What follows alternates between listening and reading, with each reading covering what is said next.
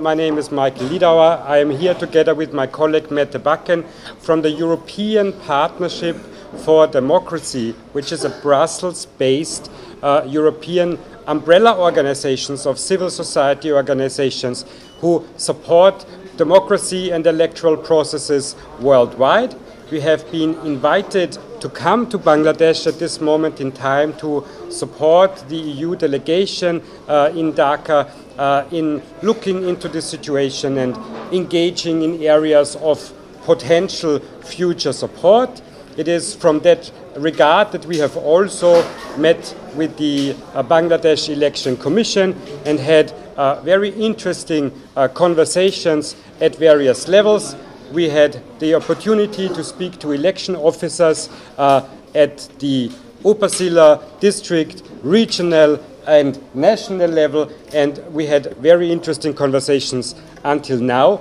We have been here for 2 weeks. We will be leaving the country by the end of this week, and we will be very happy to continue conversations with the national institutions as well as civil society in Bangladesh.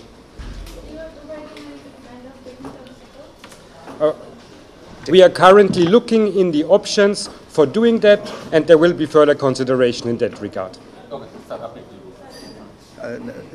can you share some of your experiences that you gathered from the field level, that they want a credible, fair and free election, and they're committed to that, and their morale is high, and that they would like to hear it from you? Yes, we can confirm that we have heard, from. Of course, our experience is limited. We have only been here with for a short period of time, and we had limited travel across the country.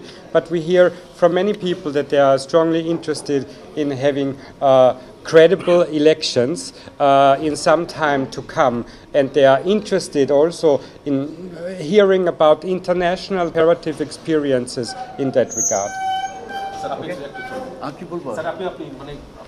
Question?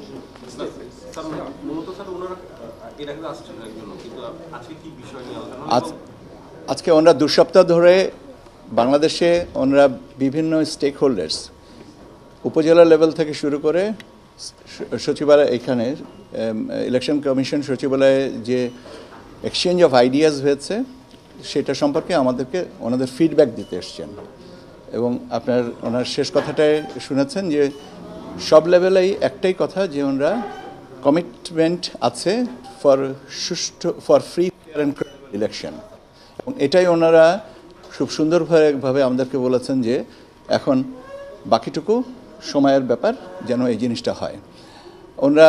আমরা ওনাদের কাছে আমাদের বিদেশে যারা আছেন diaspora, যারা প্রবাসী voter, তাদেরকে কী করে আমরা ভোট ব্যবস্থাপনার মধ্যে আনতে পারি সে বিষয়ে আমরা বলেছি যে তাদের জন্য পরামর্শ বা যদি কোনো মডেল থাকে আমাদের কাছে শেয়ার করতে, এবং ওনারা বলেছেন যে এটা ওনারা বিবেচনায় রাখবেন, কারণ এটা একটা জটিল প্রক্রিয়া।